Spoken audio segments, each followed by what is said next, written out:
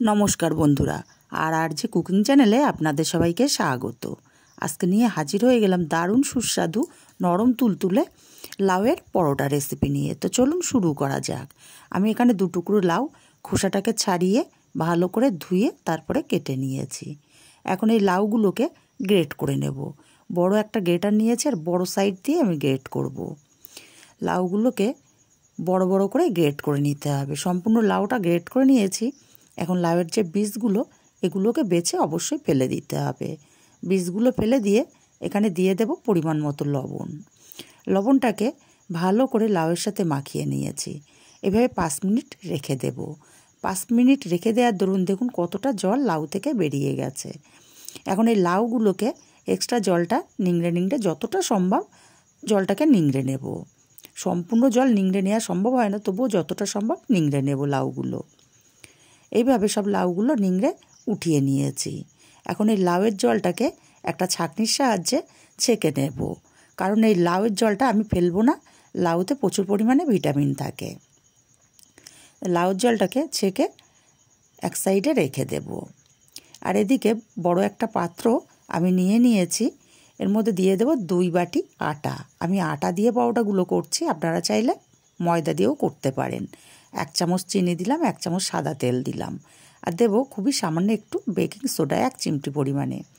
Baking সোডাটা দেওয়ার দরুন পরোটাগুলো খুবই নরম হবে। খুব ভালো করে সব কিছু ময়ান দিয়ে নিয়ে লাউয়ের জলটা দিয়ে আমি আটাটাকে মাখিয়ে নেব। যেহেতু লাউয়ের মধ্যে লবণ দেওয়া ছিল, তার জন্য কিন্তু আমি আটার মধ্যে লবণ দিলাম না। লাউয়ের জলটা দিয়ে মাখিয়ে নিয়ে যদি জল লাগে তারপরে জল ব্যবহার করতে হবে। খুব ভালো করে আমি আটাটাকে মাখিয়ে নিয়েছি। এইভাবে ঢাকা দিয়ে রেস্টে রেখে দেবো, ততক্ষণে পুরটা রেডি করব। একটা ফ্রাইং প্যান গরম করে এখানে 1 চামচ ঘি দিয়ে দিলাম। ঘিটাকে গরম করে নিয়ে একটা শুকনো লঙ্কা ভেঙে দিলাম আর একটা তেজপাতা ছিঁড়ে দিয়ে দিয়েছি অল্প একটু গোটা জিরে। ফোড়নটাকে কয়েক সেকেন্ড নাড়াচাড়া করে ভেজে নিয়ে এখানটায় দিয়ে দেব সামান্য একটু হিং, আর দিয়ে দেবো 1/2 চামচ পরিমাণে গ্রেট করা আদা, আর 3টে কাঁচা পাকা লঙ্কা কুচিয়ে নিয়েছিলাম, সেটাকেও দিয়ে দিলাম। নাড়াচাড়া করে কয়েক সেকেন্ড ভেজে নিয়েছি। এবার গ্রেট করা লাউটাকে এখানে দিয়ে দিলাম। লাউটাকে দিয়ে ভালো করে নাড়াচাড়া করে মিশিয়ে দেব ফোড়নের সাথে। এখানে কিন্তু লবণের ব্যবহার হবে না, যেহেতু লবণ মাখিয়ে রেখেছিলাম।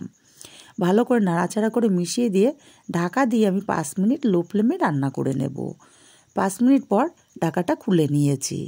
আবারও একটু নাড়াচাড়া করে ভালো করে মিশিয়ে দেব।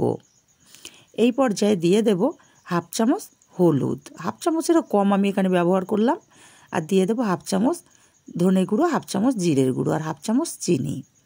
সব কিছু মশলার সাথে লাউটাকে নাড়াচাড়া করে খুব ভালো করে মিশিয়ে নিয়ে আবারও আমি ঢাকা দিয়ে রান্না করব 2 মিনিট। এতে করে লাউটা ভালো মতো সেদ্ধ হয়ে যাবে। 2 মিনিট পর ঢাকাটা খুলে নিলাম। এখন এখানে দিয়ে দেব 1/2 চামচ চালের গুঁড়ো। আপনারা চাইলে ময়দা বা আটাও ব্যবহার করতে পারেন। আর তেজপাতা শুকনো লঙ্কাগুলো এই পর্যায়ে তুলে ফেলে দেব, কারণ এগুলোর আর কাজ নেই। যা ফ্লেভারটা সম্পূর্ণ চলে এসছে। ভালো করে চালের গুঁড়োটা দিয়ে মিশিয়ে নিতে হবে। খুব ভালো করে মিশিয়ে নিয়ে মাঝখানটাতে আমি একটু ফাঁকা করে আবারও 1 চামচ পরিমাণে ঘি দিয়ে দেব। আমি ঘি দিয়ে রেসিপিটা করছি, আপনারা চাইলে তেল দিয়েও করতে পারেন, তবে ঘি দিলে টেস্টটা দারুণ আসে। ঘিটা দিয়ে খুব ভালো করে নাড়াচাড়া করে মিশিয়ে নিয়ে দিয়ে দেব সামান্য একটু গরম মশলার গুঁড়ো। আপনাদের কাছে ধনেপাতা থাকলে ধনেপাতাও দিতে পারেন, তাহলে টেস্টটা খুবই ভালো আসবে। গরম মশলা দিয়ে ভালো করে মিশিয়ে পুরটা নামিয়ে ঠান্ডা করে নেব। আর এদিকে আটাটা আমি ঢাকাটা খুলে আবার একটু ভালো করে মাখিয়ে নিতে হবে। খুব ভালো করে মাখিয়ে নিয়ে আমরা যেভাবে রুটি করি তার চেয়ে বড় করে করে লেচিগুলো কেটে নিতে হবে। আমার টোটাল 7টা লেচি হয়েছে। একটা লেচি নিয়ে চারি সাইড একটু চেপে চেপে বাটির আকৃতি দিয়ে নেব। এবার এখানে কিছুটা পুর দিয়ে দেব। পুরটা একটু বেশি হলে টেস্টটা খুবই ভালো লাগবে। এবার চারি সাইড দিয়ে মুড়ে মুখটাকে সিল করে নেব। আর এই পরোটাগুলো যদি তৈরি করেন তাহলে কোনো তরকারিও লাগবে না, এতটাই টেস্টি হয়। শুধু মুখেই খেয়ে নিতে পারবেন, বা টমেটো সস হলেও আর কিছু লাগবে না, এতটাই টেস্টি হয় পরোটাগুলো খেতে। এইভাবে সব মুখগুলো সিল করে হাতে চাপ দিয়ে পুরটাকে সেট করে নিতে হবে। সব লেচিগুলোতে আমি পুর ভরে রেডি করে নিয়েছি। এবার চাকি বেলুন নেব, কিছুটা আটা ছড়িয়ে দিয়ে এক একটা করে লেচি নিয়ে চেপে চেপে যেই পাশটা সিল করেছি সেটা নিচে দিয়ে চেপে চেপে পুরটাকে সেট করে নিতে হবে। তারপরে আলতো হাতে বেলে নিতে হবে। আর এই পরোটাগুলো কিন্তু খুব পাতলা হবে না, বেশ মোটা মোটা হবে আর একটু ছোট হবে। খুব বড় করে বেলার দরকার নেই। পরোটা আমি একটা বেলে নিয়েছি, নিয়ে সরাসরি গরম তাওয়ার ওপরে দিয়ে দিলাম। এক পিঠ ভাজা হলে আরেক পিঠ উল্টে দিয়ে দেবো অল্প পরিমাণে তেল। তেলটাকে খুন্তির সাহায্যে ভালো করে পরোটার গায়ে লাগিয়ে দেব, দিয়ে আবারও আরেক পিঠ উল্টে দেব।